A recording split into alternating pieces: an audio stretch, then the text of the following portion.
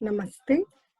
आज हम बात करेंगे गणपति पूजा के बारे में। सिंपल तरीके से गणपति पूजा कैसे की जाती है, आज हम वो देखेंगे। ये हम लोग को हमारे सर श्री राजन शर्मा जी ने, जो कि एक बहुत ही विद्वान पंडित थे, उन्होंने हमें सिखाया था सिंपल तरीके से घर में पूजा कैसे की जाती है बिना पंडित को बुलाए।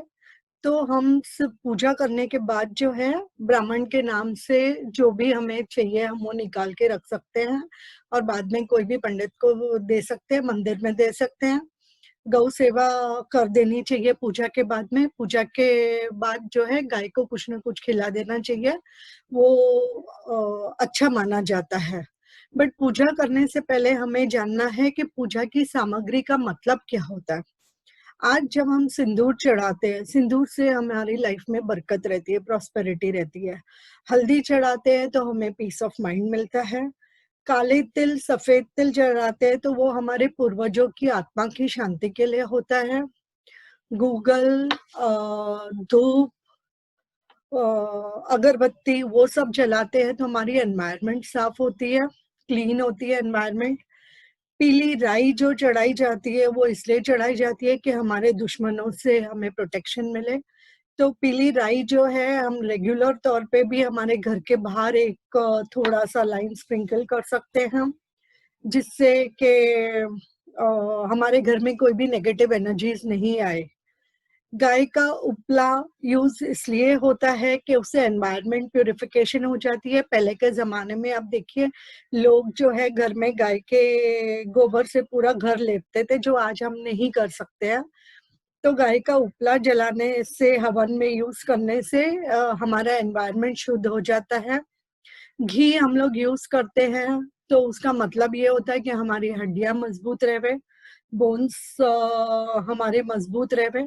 सुपारी से दुश्मनों का नाश होता है। तो इस तरह से हम लोग डिफरेंट डिफरेंट सामग्री यूज करते हैं। अक्षत यूज करते हैं, चावल को जो हल्दी केसर यूज करके, तो उससे लाइफ में प्रॉस्पेरिटी रहती है। और जो छिलके वाले चावल आते हैं जो धनतेरस पे मिलते हैं, धान, वो दान जब हम पूजा में यूज करते हैं तो हमारे बैंक बैलेंस बढ़ता है। और मैं हमेशा सबको कहती हूँ कि दिवाली के टाइम पे वो दान मिलता ही धनतेरस के टाइम पे, और दिवाली के टाइम पे तोरण में मिलता है, अलग से मिलता है। वो धान की 5-6 जोड़ी आप लेके हर साल अपने फ्रिज में रख दीजिए। फिर जब जब आप कोई पूजा करते हो तो आप निकाल के उसमें यूज कर दीजिए, दरवाजे पे लगा दीजिए। जब हम दरवाजे पे आम के पत्ते लगाते तो उसके साथ में हम वो भी धान भी लगा सकते हैं। तो ये सब प्रॉस्पेरिटी की चीजें होती है। ये सब करने से हमारी लाइफ में काफी बरकत होती है। और गणपति पूजा में जब हम नवग्रह की आवाहना करते हैं तो हर ग्रह हमें कुछ ना कुछ देता है। सूर्य नेम फेम देता है, इम्यूनिटी सिस्टम स्ट्रॉन्ग करता है। Chandra peace of mind, Mangal life में डिसिप्लिन देता है, एनर्जी देता है।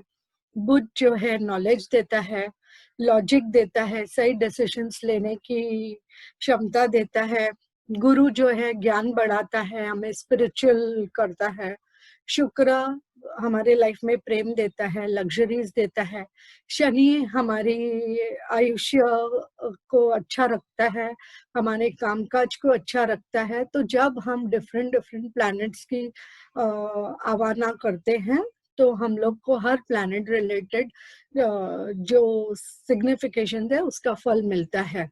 राहु जो है मटेरियल गेन्स का कारक है। केतु जो है स्पिरिचुअलिटी देता है, हमें मोक्ष की तरफ ले जाता है। तो ऐसे हर ग्रह हमें कुछ ना कुछ देते हैं। तो हम सिंपल तरीके से कैसे पूजा की जाती है अब हम वो देखेंगे। अब हम देखेंगे गणपति पूजा कैसे की जाती है। हमारा चेहरा जो है ईस्ट की तरफ होना चाहिए। अपने गणपति जी को बिठाया, जैसे उनका चेहरा वेस्ट होए और हमारा चेहरा ईस्ट की तरफ होए। फिर हमने नॉर्थ ईस्ट में कलश रखा, उसके आगे नवग्रह बनाया, भगवान को भोग लगाया, दिया लगाया। और इसके बाद आपको जो भी श्रृंगार करना है आप वो श्रृंगार कर सकते हो। और ये सब फल फूल जितना आपको डेकोरेट करना है वो आप कर सकते हो। बट मेन तरीका ऐसे होना चाहिए कि कलश आपका नॉर्थ ईस्ट में चला गया, गणपति बप्पा सेंटर में आ गए, आगे नवग्रह देवता आ गया, भोग आ गया और दिया आ गया। फिर आप गणपति जी के 12 नाम ले सकते हैं। नवग्रह देवता का आप अपने कोई भी भाषा में, सिंपल भाषा में उनका आवाहन कर सकते हैं। सारे नवग्रह देवता को आप बुला सकते हैं। ब्रह्मा मुरारी वाला मंत्र अगर आपने पता है तो आप वो कर सकते हो।